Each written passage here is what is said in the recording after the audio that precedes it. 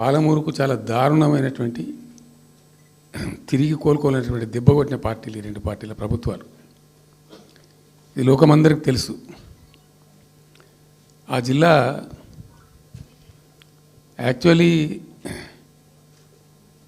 Upper Krishna project, భీమా project, Tungabhadra ఎడమ కాలువ project, దాని ద్వారా ఆనాటికి అన్ని ఫైల్స్ ఉన్నాయి, రికార్డ్స్ ఉన్నాయి, ఏదో ఒకటి స్టోరీ కాదు. 174 టీఎంసీ నీళ్ళు పాలమూరు రంగారెడ్డి జిల్లాకు రావాల్సి ఉండే. పాలమూరు జిల్లాకు ఆనాటి ప్రతిపాదిత ప్రాజెక్టుల ప్రకారం రావాల్సి ఉండే. ఆంధ్రప్రదేశే ఏర్పాటే తెలంగాణ పాలిట పెనుశాపం.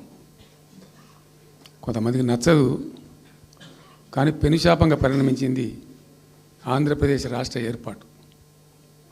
మొత్తం తెలంగాణకు, అందులో మోర్ స్పెసిఫికల్లీ మహబూబ్ నగర్ జిల్లాకు జరిగినటువంటి తీవ్రమైనటువంటి అన్యాయం.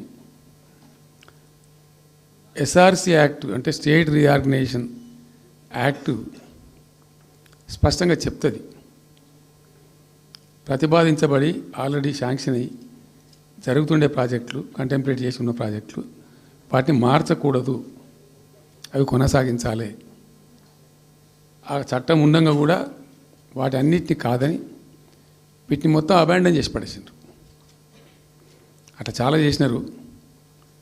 అక్కడ గోదావరి మీద చూసుకుంటే దేవునూరు ప్రాజెక్టు కావచ్చు, ఇచ్చంపల్లి కావచ్చు, రకరకాల ప్రాజెక్టులను అబాండన్ చేసినారు. అందులో అతి తీవ్రమైనటువంటి అన్యాయం మహబూబ్ నగర్ జరిగింది.